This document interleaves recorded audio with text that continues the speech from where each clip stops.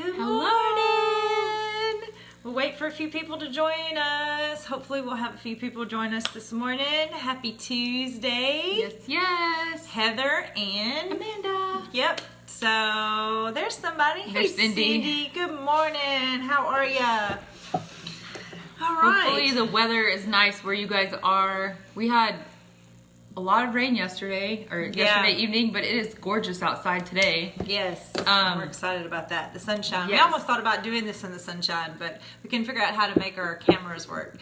So we're going to give a few seconds to see if we have a few other people join us, and then we'll just get started because it makes it long for the replay for those people that have to wait through it.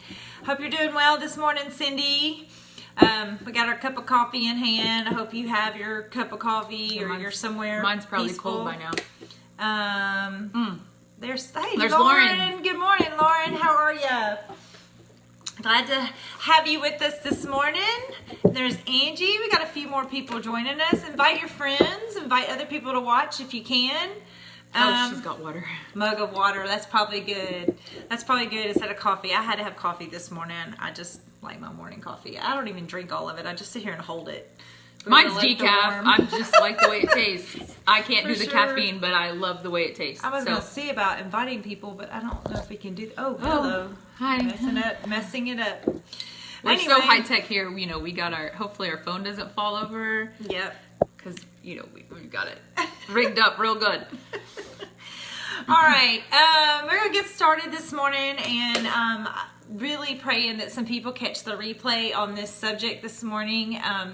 We've had a lot of prayer and a lot of conversation about the story of Amanda's story and her struggle with anxiety. She's going to talk very open and blunt about this morning, and I'm just really, really excited that God is opening the door. She's not excited about it. Y'all, but this is so hard for me. I mean, it just really is. So know that. But it's something that has been laid on my heart for a while. Before I even got to this place where I was struggling over the last couple of weeks. I've talked to Heather about sharing it before, but I never could get to that place. And so I'm here. So I'm doing it. Yep.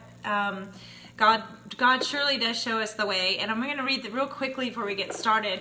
The original goal of 2 Degrees was to basically help inspire, educate, and motivate you to just make small changes in your life that lead to a healthier, happier life, right? And that health is so much more than just the physical. It's the emotional and it's the spiritual.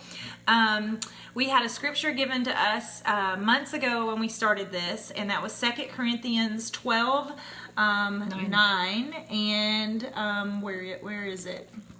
Right here. This is a different kind of version. It's a different version, but that's okay. Each time he said, "My gracious favor," or "My grace is all you need. My power works best in your weakness. So now I am glad to boast about my weaknesses, so that the power of Christ may work through me." And so a lot of times we think of, we of course think of anxiety as being, and fighting depression as being a weakness. Mm-hmm. And so this is where we are. Today, Amanda's going to talk very openly about her struggle with it as it being a weakness, and that's our prayer, is that the power of Christ resides over this conversation and any message that you might hear to just help you if this is a struggle for you. And I don't want to really say like it's a weakness, like that's a bad thing, right? It's just life. But everybody has their struggles. If you follow me on Facebook, I've said like Paul, in the Bible always, had this thorn in his side, and the Bible nobody really knows exactly what it was, but, he asked God to heal, and he still struggled with that. So just because you have a struggle or you have a weakness and God doesn't necessarily heal it, doesn't mean that it's a bad thing. Right. It can be used to help others. It can be used for God to show his power in your life. And I think you're going to hear that through Amanda's story today. I am going to be asking a few questions because I am just a normal average person, that I like to think that I have anxiety, right? That I worry about life. I worry about my kids. I worry about things in my own life. I have bad days and I have good days. I have days where, I don't really want to put my pants on and get out in the real world. And I have days where I feel like I can conquer the world. But it's very, very, very different. And that's something I've learned through my friendship with Amanda, that what I call anxiety is not what she calls anxiety, or what you might define as a clinical diagnosis of anxiety or even depression. It's very, very different. And it's so important for us that don't struggle with it, that we have this dialogue so we understand where people are coming from that do have that struggle. Because we can say the wrong things and we can do the wrong things even with the right intention, right? And you probably know somebody, if you don't struggle with it, you probably know somebody in your life that does. Right. And so we feel like this conversation from my viewpoint and the conversation from Amanda's viewpoint can serve everyone in some form or fashion. Mm-hmm. So that's where we are this morning. Real quickly, I just wanted Amanda to tell her story of when did you first realize that you had something more going on than just everyday worry and, anxious feelings? Yeah. So for me, my story starts pretty young, probably younger than a lot of people start experiencing anxiety. I was in 7th grade and I started having panic attacks. And I want to be clear in the fact that I had no prior trauma. There was no life event that happened that triggered anything. I just was in school. There was no bullying. There was no teasing. There was nothing. And I just started having panic attacks. And my parents were clueless and blindsided because, I feel like anxiety is talked about way more now than it ever was then. And people... back then, nobody really even expected their child to have anxiety like I did. So my parents had no clue. And so I just kept, having these panic attacks and trying to explain them to my mom. And I went from like this straight A student who loved school, who was like excelling in all things, to all of a sudden not wanting to go to school and crying every day, throwing up before school. And my mom is very strong woman and was like, okay, that's great. I'm sorry you just threw up. Gather your things. We're going to school. This is, the first couple of times she's like, okay, what's going on? You're sick. But then after a while, she's like, you're not sick. I would even call her. I would try to go to the nurse's office because I was legitimately having panic attacks. In my mind, something was wrong. This is not normal. I need to get out of here. But I would go to the nurse would take my temperature and do all the nurse things and was like, you're fine.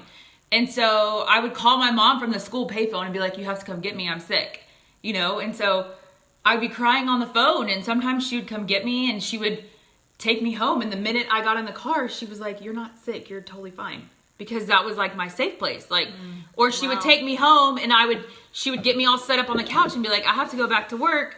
And I was totally fine. I would just, okay. I'm safe, Right. So for me, that's when it started, and I would go to the counselor almost daily. I had amazing counselors, and they, I had test anxiety a lot. So if I had a test, they would let me come to their office and take the test by myself, because I would get anxiety about, the kids around me finishing first, or I don't know any of this, your head just spins out of control. And so in talking with the counselors and my parents, my counselor said, I think that you're having panic attacks. So that's when I started going to the doctor and got on medication. And so tell me about your visits with the doctor. Did you start with just a pediatrician at that point? So we went to just our family. I didn't even go to a pediatrician. We just started with my family doctor, and he was not super helpful because he had no training in it and was like, okay, I think there's some medication you can take, like Paxil or something.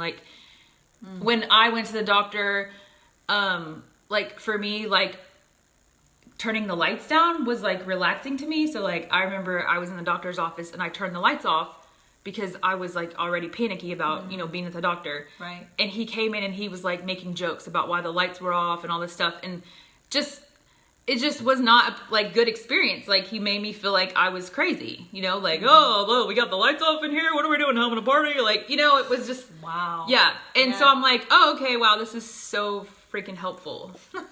And so he put me on some medication and it didn't work. And so my mom started researching like child psychiatrists, Yeah. who were specialized in, I mean, once I was on medication, like I was fine. Like I Right. was normal again, it's just, for me, it was a chemical imbalance. Like mental health issues run in both sides of my family. It's almost So- like it was triggered when you went through puberty, through that. Yes, that maybe the something to do with my hormonal hormones. Right. This brought it all. to But the yeah, surface. I mean, it was a lot of conversations about, are kids teasing you? Like, is there somebody that's, giving you a hard time? And no, I mean, it was, Right. there was nothing, Right. no abuse, no. So at that point you got on medication and you seemed to be pretty good, and so you, for the most part, through college, through a young adult life, have you been able to somewhat manage it? I mean, talk about So- how it. So when you're on prescriptions, there can be periods where it's basically like your medicine just stops working. Like your body becomes accustomed to certain prescriptions and it can just stop working. That happened to me in high school. Okay.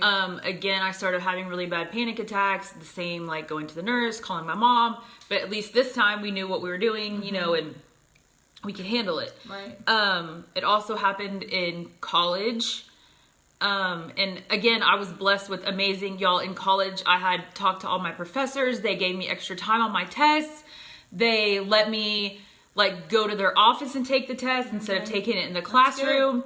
I mean, amazing. Like my accounting professor let me take, like after the final, she let me take it up to her office, and I sat outside her office for like 2 more hours, just like stressing over, but she let me. And Right. I think she honestly just passed me because she felt sorry for me, because I mean, that class, I changed my major after that class, but it happened in college, and Tony and I were dating, and he almost ran away from me.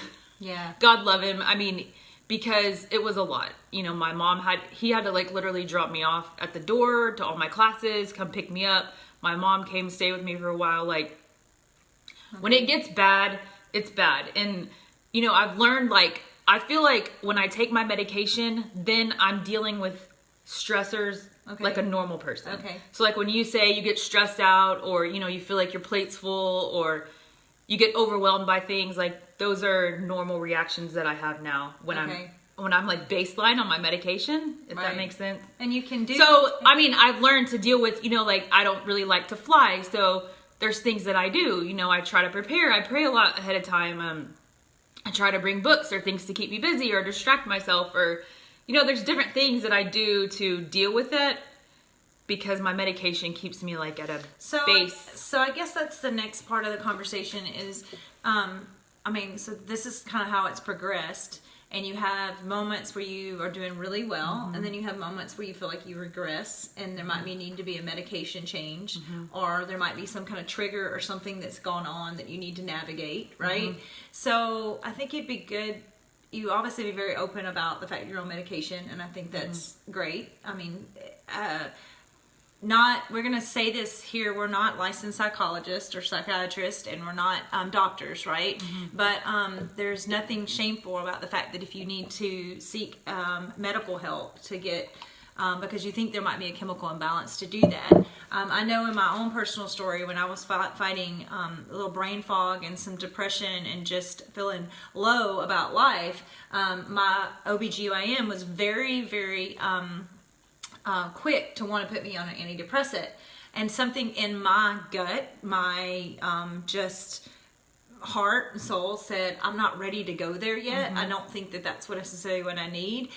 It was right after that I discovered gut health and how important those things are, that 90% of your serotonin levels and a lot of your neurotransmitters are connected to your gut. And if you can get your gut healthy, then you can mitigate and you can help alleviate a lot of anxiety, brain fog, depression, lack of sleep issues. And that worked for me, and I never had to get on medication. Right. But in some cases, that's things that help, but they're not an end all be all, right? Right. You And I may need think extra help. That's what was so hard for me this most recent, episode, whatever you want to call it, is because I had made so much progress in my health and, getting my gut health, Right. getting my gut healthy. I did have to decrease my medication because I noticed that it was too much for me. Right. And so I talked with my doctor, and he was like fine with me going down on my anxiety medicine. So, here I am, like everything's going great, and all of a sudden, it just hit me like a ton of bricks. And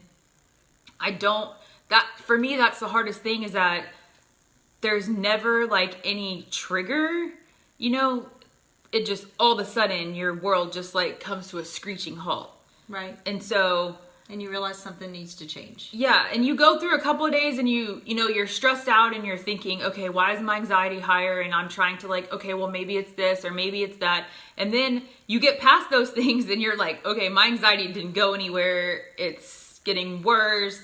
I'm praying all the things. I'm, doing all the stuff, the breathing, the this and the that. And it's just out of control.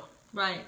So, in those moments, how do you navigate that? Like, do you just give it time? Do you you talk to the doctors? I went to my doctor and I talked with my doctor, and he says, I think that whatever the trigger was, you just need to like ride it out. He's like, before we go changing your medicine, we increased one of my prescriptions, and he gave me another one that I'd been prescribed in the past and never even took. That's kind of like for breakthrough anxiety, when you have, really bad episodes that you can take to help calm you. It's like faster acting. So we did a switch, like as far as dosage, and I had this one prescription that I could take like emergency. But it makes me really sleepy. It relaxes me for sure, but it makes me kind of sleepy and just feeling Right. But at the same time, for me, like, it's better to be a little bit sleepy than to be feeling on edge. Because when you have anxiety, like anxiety, panic attacks, it's very exhausting. Anyways, so basically, I wake up in the morning and I feel like I've just been in a knife fight all night. I've been... like, you just wake up and you're on edge, you're out of breath, you feel like there's an elephant sitting on your chest, you can't catch your breath. Like, I'm trying to breathe, I'm trying to take deep breaths, and I just can't even take a deep breath. And as much as I know, like, in my mind, like, you're safe, there's nothing to worry about, you have absolutely zero responsibilities. My husband's like, I don't care what you do today, I mean, he's great, I don't care. Just, So that's a bonus. I'm very fortunate that I don't have to go to work. You have a supportive husband too. Yes, and my husband, he doesn't care if he comes home and the house is still as messy as when he left, and we're eating like hot dogs for dinner, which we never do. But so that's the key to even if you don't have a supportive spouse, but to try to find supportive people that just love you through it. Yeah. And so, it is exhausting anyways. So for me to say, well, I would take this prescription, it would at least help relax me. Because if not, I was sitting on the couch basically not doing anything anyways. But I'm feeling all these like horrible feelings.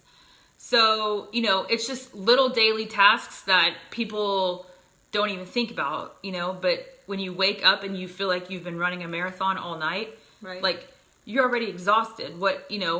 Adding any little decision that I have to make throughout the day, like or remember like we have dance, or my kids needed to do this, or I got to go to the store for this, or da da da da. I mean, it just starts getting too. Well, and I think that's what started our conversation. Yes. Was Amanda and I were talking last week, and she basically said something about going to the grocery store was a big task for her for the day.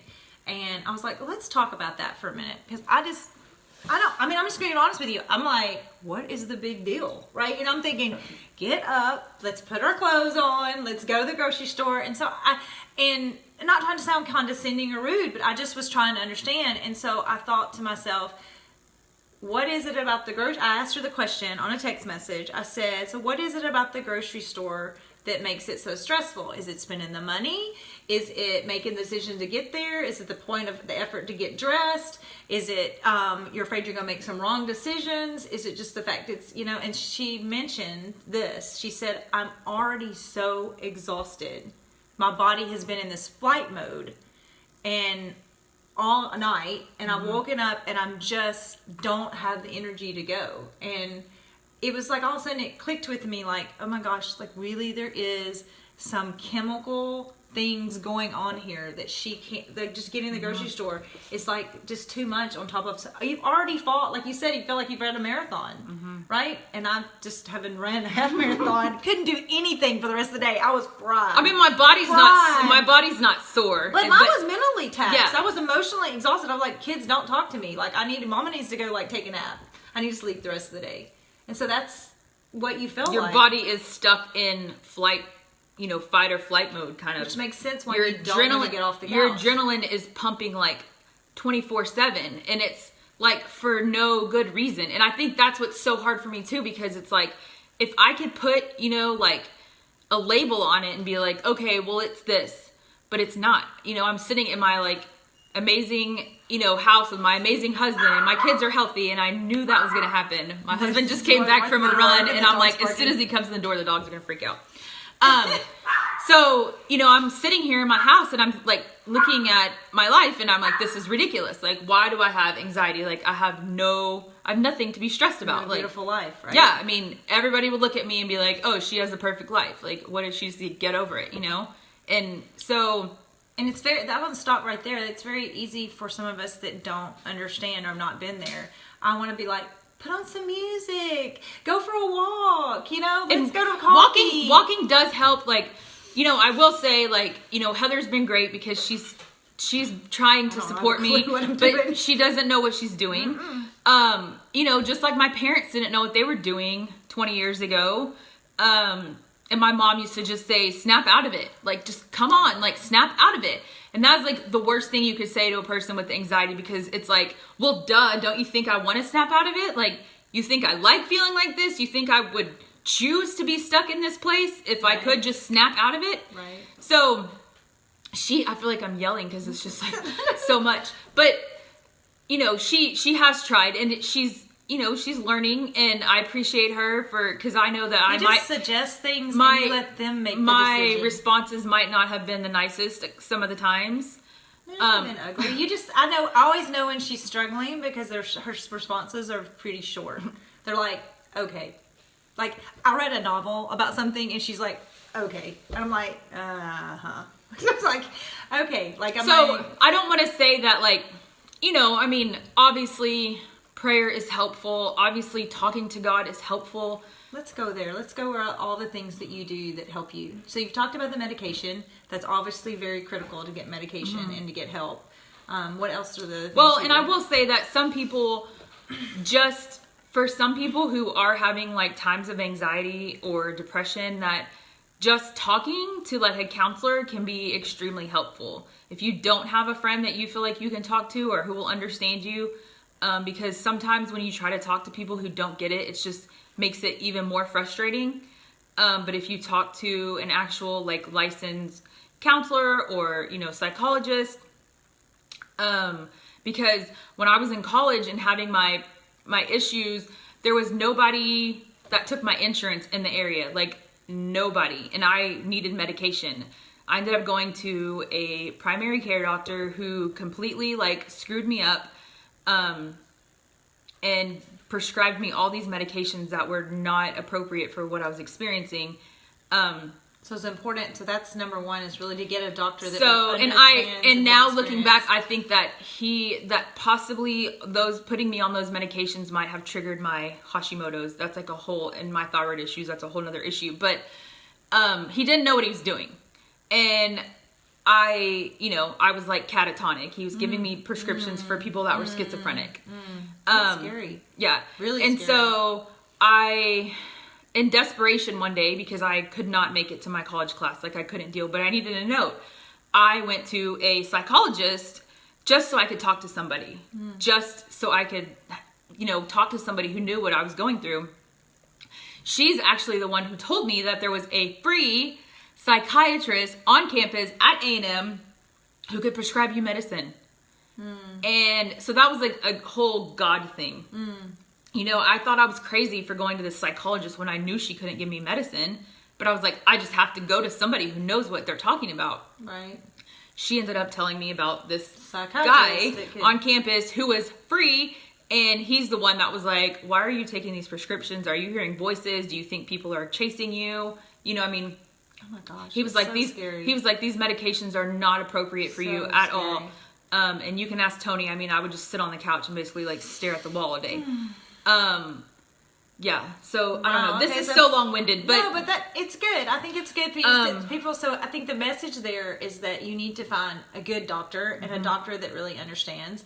A psychologist will help you with strategies and just talking it out in different ways. Kristen Meyer, you commented on here, and I saw it. If you're still on, about the fact that what your triggers are. Amanda talks about she doesn't always have a trigger, right? There's not necessarily a traumatic event or something that goes. But there are triggers, like I said, like flying. Right. So Kristen had said that triggers were close spaces for her, like elevators. Yeah, and I think she said rides. I don't know. I can't see the comment now because it's somebody else's comment. It's up at the top, but different things. So knowing your triggers and knowing how to navigate those, or to stay away from those, or to manage to do things ahead of time to kind of talk you through the scenarios. Right. And so that's what, like, if I know that I'm flying, I just really pray about it a lot. And honestly, it's the things that I'm really worried about, but when I prepare for them, I'm so much better able to handle them than when I get stuck in situations that I'm not able to prepare for. Or situations that I think I'm going to be fine in, and I'm not prayed up, and so then that's okay. So medications, psychiatrists, psychologists to talk through things and being prepared. But now you're going into like praying. That obviously the Lord is a big deal in your life, and prayer and scripture and meditation and all those things are also things that help you navigate. Yes. And so you just sometimes have to just get yourself into the Word of God and fill yourself with truth. I asked her this question when we were talking on text message. I said something about, well, now I can see, like, if somebody just says snap out of it, or, what's wrong with you? You said that your mom kept saying that, what's wrong with you? That the anxiety then leads to depression, because then you think, what is wrong with me? Right? Why am I like this? Of course I don't want to be like this. Yeah, you're like, why can't I snap out of it? Like, let me just breathe. Or then, like I talked to Heather about, I'm like, my faith is a big part of it, and leaning on God is a big part of it. But sometimes you do get in this place like, oh, why won't God just heal me? Or why can't he just already take it away? Like, and then my lovely husband reminded me about Paul and his thorn. And, I'm like, oh, that's true. I mean, yeah. he's like Paul, the apostle, and he still has this thing that God won't heal, and if you're not if you don't know that story about Paul in the Bible, I would highly recommend you go read it. He talks about the Lord. He pleaded with the Lord to take away what he called a thorn in his side, which was, we don't know from Scripture what that thorn was in his side, but we know that he was plagued with something that kept him in a place of being in complete dependence upon God. And he also talked about it keeping him humble. So, and so that's what Amanda's referring to, is that potentially maybe this thing for the anxiety and depression is, your cross to bear, your thorn. It definitely keeps you dependent upon God.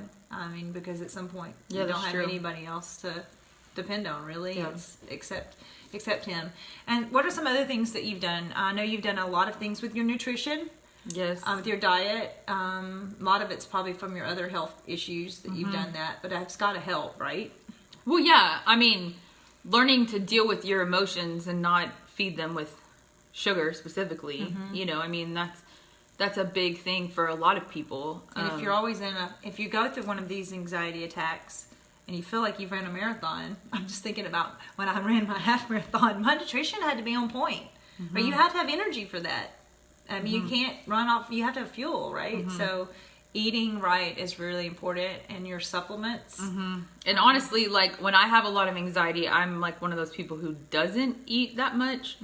So that can be like a whole nother issue because, you know, you're already feeling panicked and lightheaded and dizzy and all these things. And then on top of it, you're not eating right.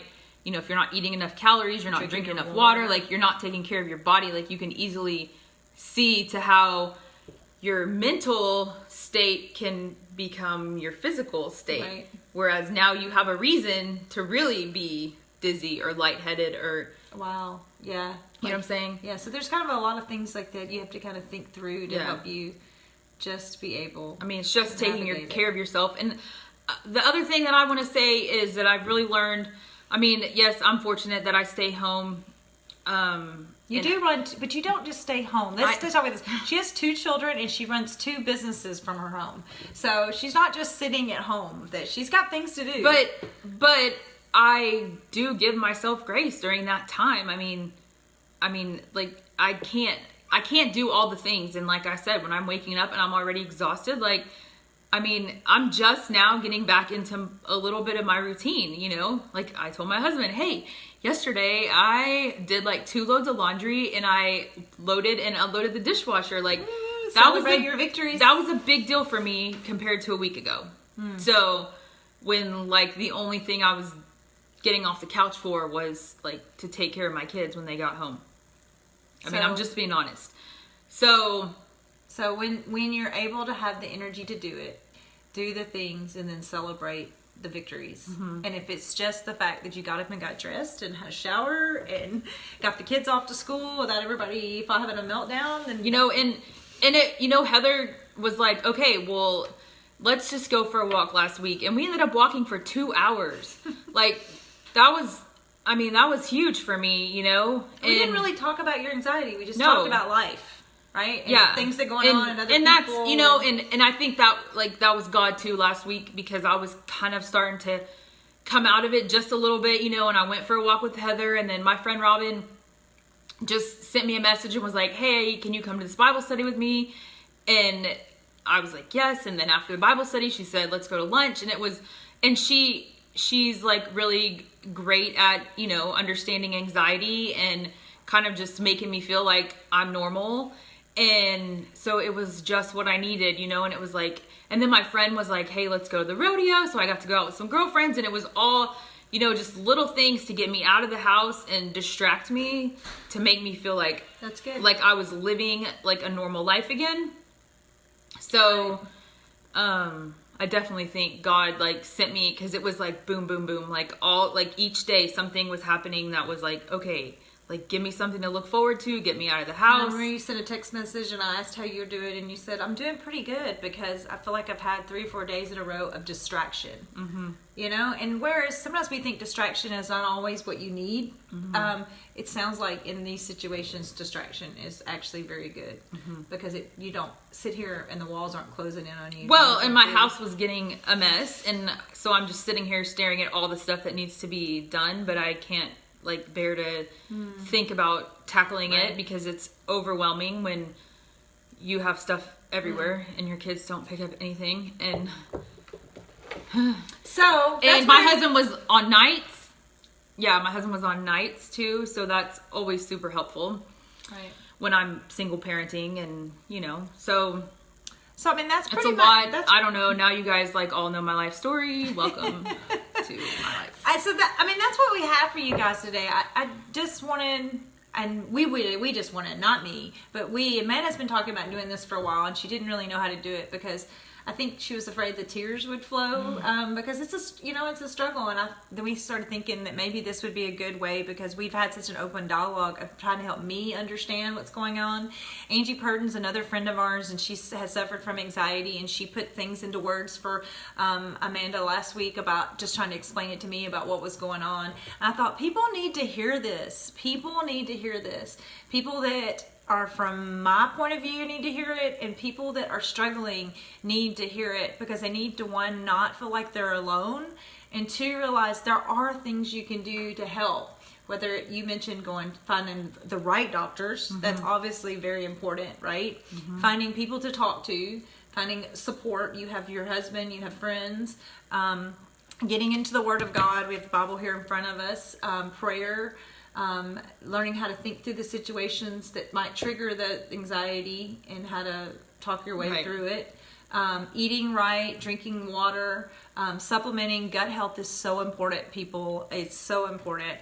If you don't believe in that, please read about it or talk to one of us. We'd love to talk to you about it, because it really is important. I was able to stop some of my depressing thoughts without going on medication, just from help healing my gut. Amanda was able to reduce some of her medications, and she's able to it helps her medications work better. It helps navigate a lot of the things, but she still struggles, right? I mean, you don't necessarily mean it's going to be a magic bullet, but it does. All of this together helps you feel healthier and more well. Some people, and rest. I will say too, some people really get a lot of like anxiety relief from exercise. And for me, walking is very therapeutic, but I had to stop my weightlifting, my super strenuous exercises, because obviously if you're waking up, if you're waking up already feeling so winded and exhausted, I mean, I didn't have the strength, but on the flip side, like I just mentally wasn't in a place where lifting weights was like, was what I needed. And so you could actually technically make yourself sick, because you're already exhausted, and then you exhaust yourself. And because I have Hashimoto's, and my adrenals can get very, my adrenals are basically like wiped out from all this anxiety. Working out is not helpful to me. That's not to say other people who are stressed out, like my husband, if he's stressed, he can go like lift weights and just like sweat it out, and it actually helps him. Yes, and that's a huge stress relief for him. That is not the case for me. It's finding out what works for you. I mean, just listening to your body. Like for me, I just really try not to beat myself up about, yes, I know, like, my husband's like, why don't you just get off the couch, try it, because he could see that, you're going to get depressed if you keep sitting on the couch. And, I'm like, okay, so I tried to get off the couch and, do some things around the house, and it wasn't really doing it. So I was like, no, I'm going to sit on the couch. Like right now it's too exhausting for me to, do other things. Right. So I just really try to listen to my body and what my body needs, There's not like one size fits all. Like you don't do this, and this, and your anxiety is going to be healed or you're going to be cured. And obviously, like, I mean, do I think God could cure me of this or heal me of it forever? Absolutely. But will he? I don't know. I mean, but in the meantime, he's exactly walking with you, and that's what you saw last week. Was that he was walking with you? Little things, just little tiny beacons of light to get me through. Like one step, and then another step, and then it's like, oh, okay, like I can do this. Like, I'm not taking my emergency medication that I had to take. So that's good. I'm not waking up feeling like there's an elephant on my chest anymore. Like. But I'm treading lightly, Right. I'm still trying to take it easy. I'm not pushing my body like exercise wise. I'm still keeping my diet on point.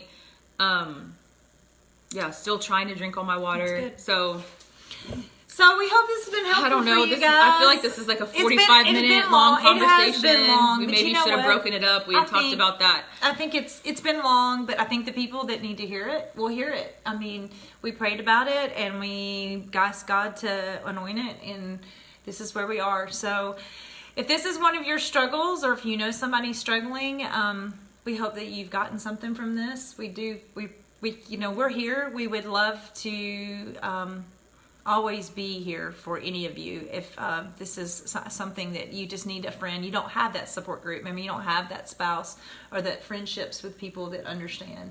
I know Amanda would be the first one to say, hey, I'll be that for you. Absolutely. So if that's what you need, then you can always reach out. We hope you'll share this. We feel like this message is very important today with mental illness and all the things that are going on in the world, and it seems to be more heightened, especially with people shootings and things like that happen. That it's important for us to have this dialogue just so people understand, and they understand that there are ways that you can help yourself, and that you're not alone. For sure. And I will say too, that if you are starting a medication, or something, that it's very helpful for you to keep a journal daily, for you to recognize your feelings and how you're feeling, each day, and just really find somebody that you can confide in with your feelings. I mean, if it is a counselor or whatever, that you can be honest with, because I mean, there are so many changes that can happen when you start taking medications that aren't positive. And you mentioned that. So it's just really important, I think, that, and if your kids are suffering with it, right. To manage to get good help for them. Right. So we love you guys. This is our Tuesday message. It's all just all here for love for you, and hoping that and praying for the rest of the day that this will reach the right souls that it needs to reach. And I didn't cry. Yay, she didn't cry. I'm so proud of you. Aren't you proud of her? Y'all give her some love. Give her some hearts. Give her a kudos. I'm so proud of her for doing this, because this is hard. I mean, I can't imagine. You have to admit your whole weakness to the whole world, right? Oh. Nobody wants to air their dirty laundry to the world, but if she feels like if it helps one person, it's worth it, right? I mean, but it's how many years? 20 years in the making? Yeah. I mean, right. So if you're not at that place to share it, don't feel bad for yourself. I mean, keep pressing on. Yeah. All right. We love you guys. Bye. Have a beautiful Tuesday. Bye.